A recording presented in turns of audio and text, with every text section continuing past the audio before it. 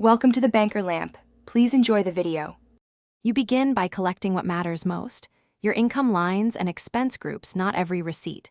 Enter each income source as a separate row so totals update automatically. This helps you see cash flow per period. Once done, build a short category list: fixed, variable, debt, savings, so formulas can allocate amounts correctly. Make sure to set the sheet period and input your starting balance. This single decision determines how running totals and forecasts behave.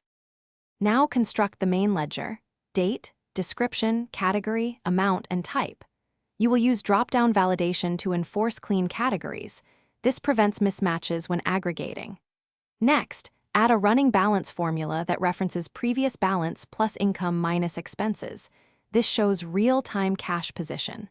Then build a summary area using SUMIFs to total each category and period.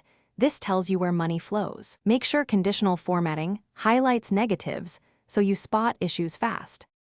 To finish, assemble a simple dashboard: a line for balance trend, a bar for income versus expense, and a pie for category share.